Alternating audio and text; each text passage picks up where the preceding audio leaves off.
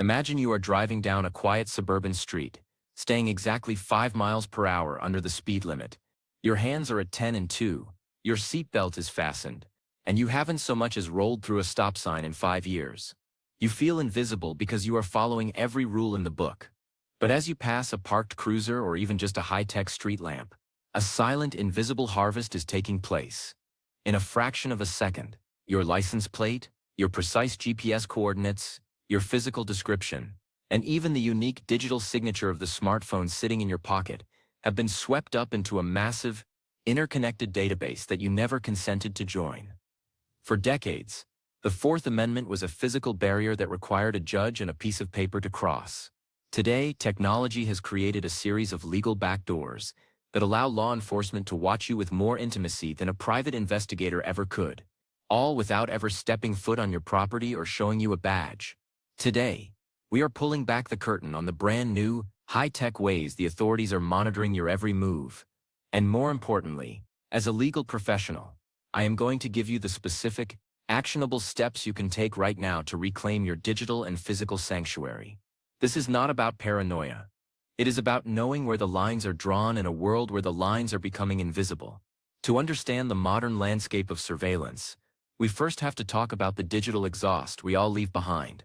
Most people think of police surveillance as a guy in a trench coat with a camera, but the reality is much more corporate and much more efficient. The first major new frontier is the geofence warrant. In the old days, if a crime happened, the police would look for suspects and then get a warrant for their phone. Now they work backward. They go to a judge and ask for a reverse location search. They essentially say, "We don't know who did it, so give us the identity of every human being who had a smartphone within a 5-block radius of this location between 2 and 4 p.m. If you were just grabbing a coffee or walking your dog near a crime scene, you are a person of interest in a criminal investigation. Your data is sitting on a detective's desk simply because your phone was talking to a Google or Apple server." The legal workaround here is that the police aren't technically searching you. They are searching the business records of a third party. This is known as the third-party doctrine, and it is the single biggest loophole in your constitutional protection. To stop this, you have to realize that your location services are not just for your maps. They are a constant broadcast of your life. The first way to stop this is to go into your Google account settings and turn off location history entirely. But that isn't enough. You also need to turn off web and app activity. If you don't, every time you open a weather app or search for a restaurant, a time-stamped GPS pin is saved to your account. By opting out of these features, you remove your name from the massive digital dragnet of the geofence warrant. Now, let's talk about the sky. We are now in the era of persistent aerial surveillance. Several major cities have experimented with high-altitude drones and planes equipped with wide-area motion cells. These aren't just looking at one house. They are filming an entire city at once, 6 hours at a time. They call it TiVo for the city. If a crime happens at 3 p.m., they can literally rewind the footage and follow a car or a person backward in time to see where they came from, or forward in time to see where they went. This creates a life pattern analysis. If they can see you went to a specific pharmacy, a specific political rally, or a specific doctor's office, they have a profile of your private life without ever having to prove probable cause to a judge to start following you. From a lawyer's perspective, the way to combat this is through visual obscurity and digital silence. You should assume that the geometry of your movement is being tracked. If you are carrying a phone that is constantly pinging cell towers, the aerial footage can be cross-referenced with your cell site location information to put a name to the dot on the screen. One of the most effective ways to break this link is to use a Faraday bag for your devices when you are traveling to sensitive locations. A Faraday bag is a simple pouch lined with conductive material that blocks all electromagnetic signals. If your phone can't talk to the tower, the dot on the aerial footage stays an anonymous dot. The third and perhaps most invasive new tool is automated license plate readers. These are no longer just on police cars. They are being installed on tow trucks, garbage trucks, and hidden in plain sight on repossession vehicles. They can scan thousands of plates per minute. They don't just check for stolen cars, they build a historical travel map. Companies like Vigilant Solutions have billions of data points. They know that every Monday at 8 a.m., your car is at the gym, and every Friday at 6 p.m., It's at a specific grocery store. Police can buy access to these private databases without a warrant because, again, the data was collected by a private company in a public space. To stop this at a legal level, you have to understand the power of privacy through legislation, but on a personal level, you can protect yourself by being aware of plate exposure. There are legal tinted covers designed to prevent infrared cameras from getting a clear reading of your plate, though you must check your local state laws as some jurisdictions have banned them. However, a more effective method is vehicle diversity.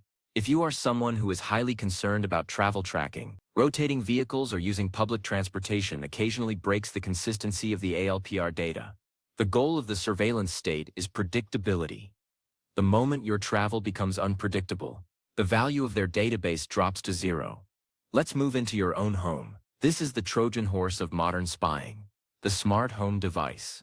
We are talking about Ring doorbells, Nest cameras, and Amazon Alexa. Many people don't realize that Amazon has historically had a program where police could request footage from your neighbor's Ring cameras without a warrant through a portal called Neighbors. While they have recently moved toward a more transparent request system, the emergency request loophole still exists. If the police claim there is an immediate threat to life or safety, the tech companies can and will hand over your interior and exterior audio and video without a judge ever seeing the request. As a lawyer, my advice here is physical disconnect. If you use these devices, you must go into the settings and explicitly opt out of law enforcement request notifications. But even better, move your data to a local storage system. Instead of saving your camera footage to the cloud, which is just someone else's computer that the police can subpoena, use a system that saves to a physical hard drive inside your house. If the data is physically inside your home, the Fourth Amendment's castle doctrine applies with full force. The police generally cannot touch that hard drive without a specific warrant signed by a judge that names your specific device. By keeping your data local, you move it from a business record to private property. We have to talk about Fog Data Science. This is a company that has been in the news lately for selling a tool to local police departments that allows them to track the ad ID of your phone. Every app on your phone, from the flashlight app to the weather app, has a unique advertising identifier.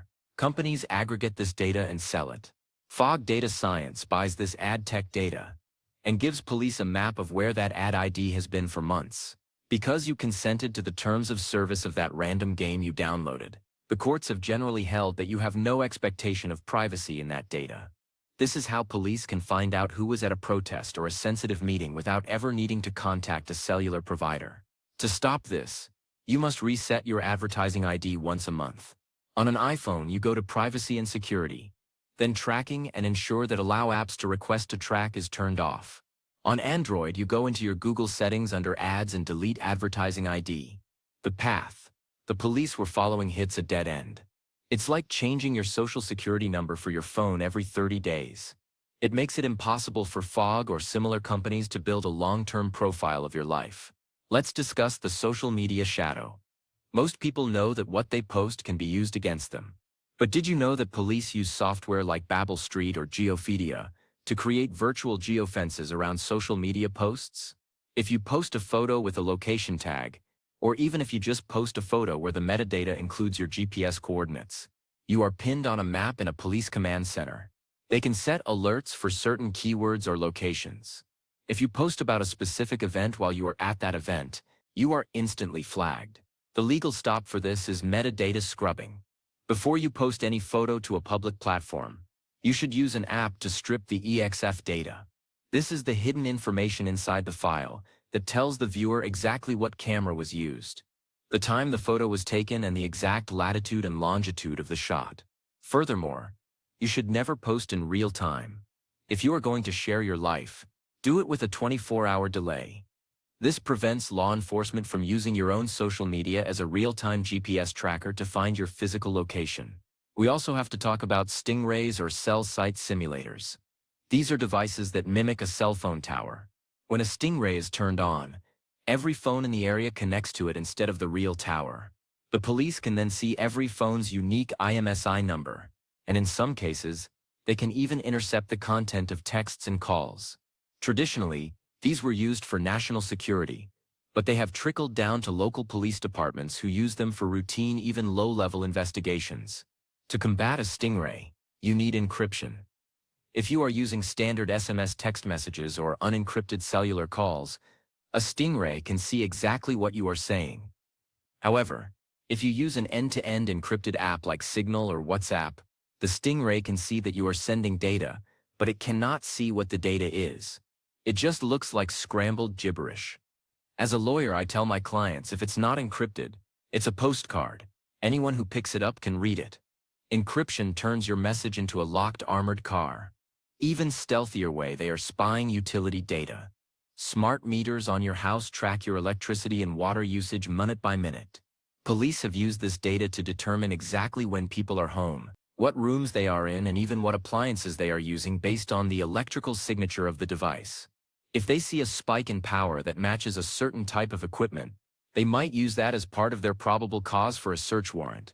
Because the utility company owns the meter, they often hand this data over without much pushback.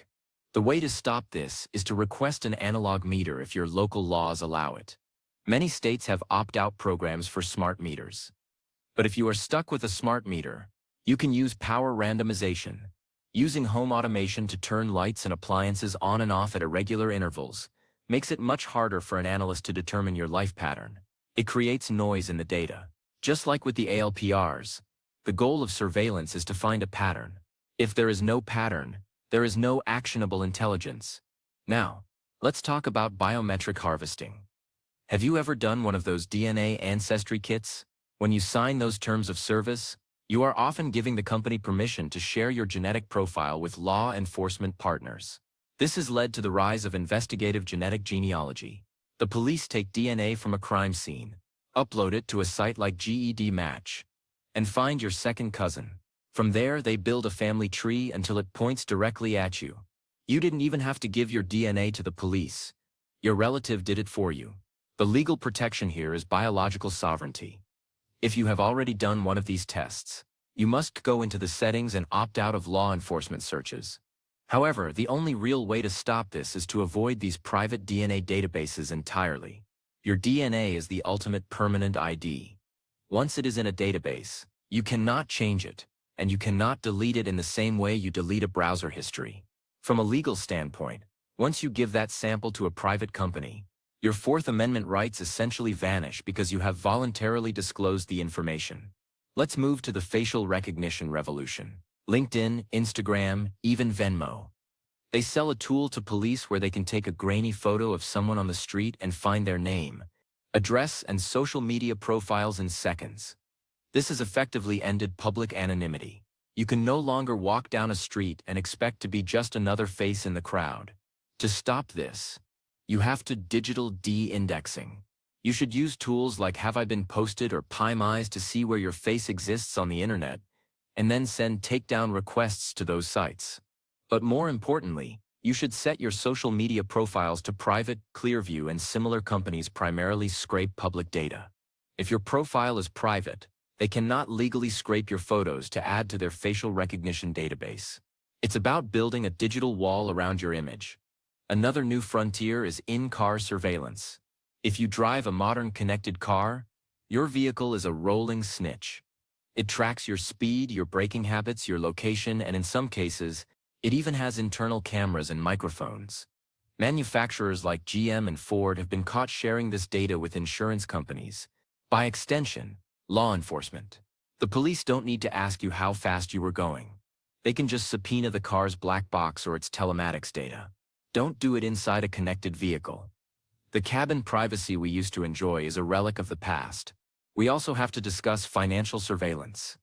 The IRS and local law enforcement are increasingly using Chainalysis and other tools to track cryptocurrency transactions. But even with traditional banking, the Bank Secrecy Act requires banks to report any transaction over $10,000, or any suspicious activity regardless of the amount. With the move towards central bank digital currencies, or the increased monitoring of apps like Venmo and PayPal for transactions over $600, your financial life is now an open book. To protect your financial privacy, you should minimize the use of third-party payment processors for private transactions. Whenever possible, use cash. Cash is the only untracked financial medium that exists. Every digital transaction leaves a metadata trail that includes your location, the time, the recipient, and the amount. The police can reconstruct your entire life just by looking at your bank statement, where you eat, what you buy, what books you read, and who you support. Cash breaks the link. Let's talk about predictive policing algorithms like Palantir or ShotSpotter. These systems use big data to predict where crime is likely to happen or to identify high-risk individuals. If the algorithm puts a heat map over your neighborhood, the police will be there more often. If they are there more often, they will find more low-level infractions, which proves the algorithm was right. It's a self-fulfilling prophecy. The way to stop this is through civic transparency. You have the right to know what algorithms your local police are using. Many cities have passed COPS, ordinances, community control over police surveillance. These laws require police to get public approval before buying new spying technology. As a citizen, the best way to stop secret spying is to force it into the light of public record.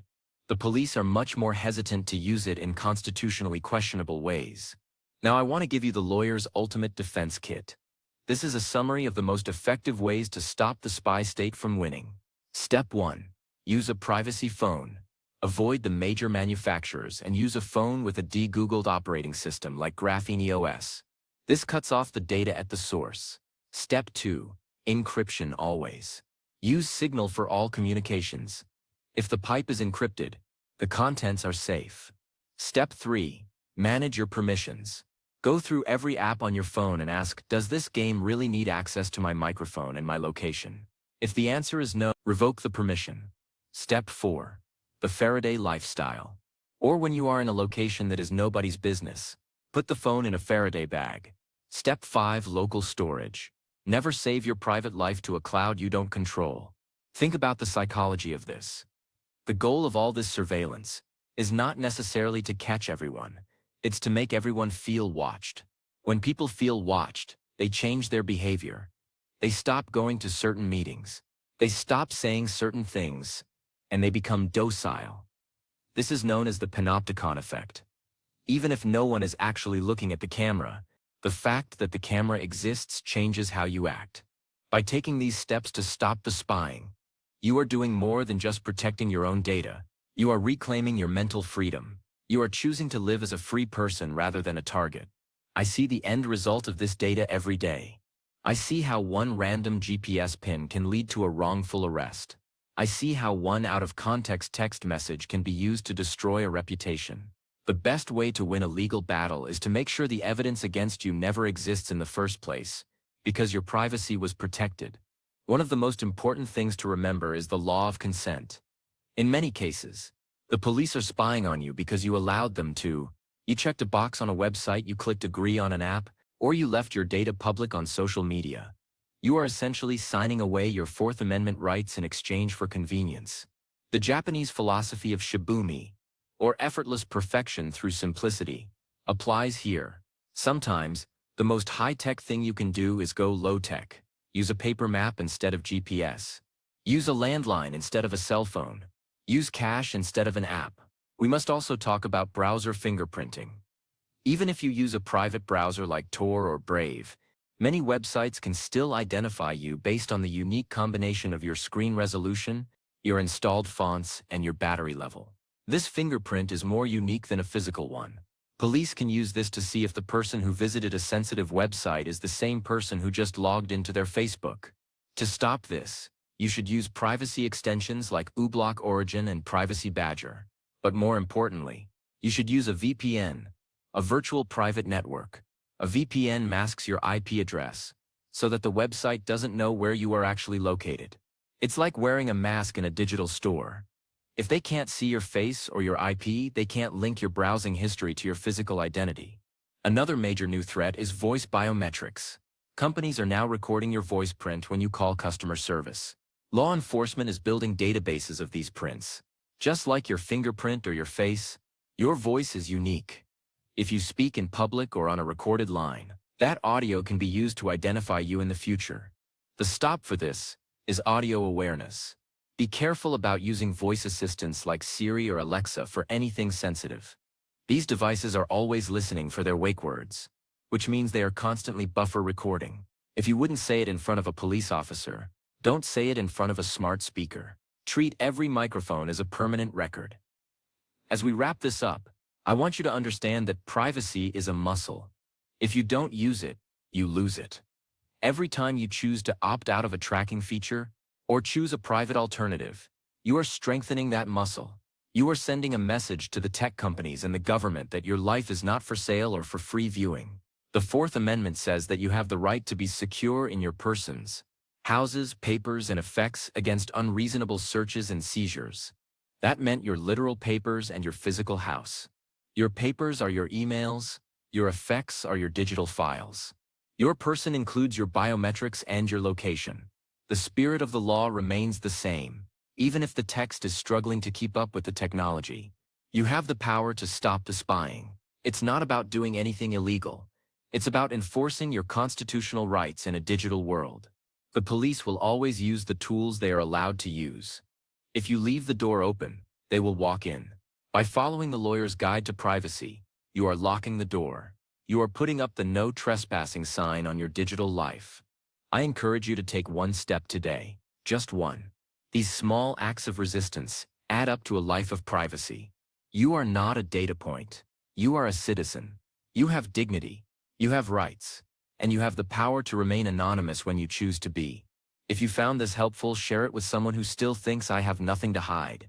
Remind them that privacy is not about hiding something bad. It's about protecting something good. It's about the freedom to be yourself without the weight of 1,000 invisible eyes. That is the true meaning of liberty. Stay private, stay secure, and remember, the best way to handle a police interaction is to make sure they never had a reason to interact with you in the first place.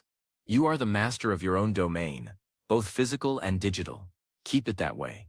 The technological arms race between privacy and surveillance will never end. As soon as we find a way to block one tool, they will invent another. But as long as we are informed and active, we can stay one step ahead. The price of liberty is indeed eternal vigilance. But that vigilance doesn't have to be a burden. It can be an empowering way of life. Take a deep breath and look at your phone. It's a powerful tool, but it works for you, not the other way around. You decide what it shares, who it talks to, and what it remembers. You are in the driver's seat. Don't let anyone else take the wheel. The courtroom of the future is being built today on the servers of the present. Make sure your digital footprint is as small and as meaningless as possible. That is the best legal advice I can ever give you. Safe travels, both in the real world and the digital one. Keep your metadata clean and your encryption strong. You've got this. One last thing. Don't let the fear of surveillance stop you from living your life. The purpose of privacy is to allow you to live more freely, not less. Use the technology, enjoy the convenience, but do it on your terms. That is the definition of a free citizen in the digital age. Go out there and be free, knowing that your castle is secure and your secrets are your own. The Fourth Amendment is only as strong as your willingness to demand it. By taking these steps, you are making that demand. You are telling the authorities this far and no further. And in a free society, that is exactly how it should be. See you on the private side of the internet.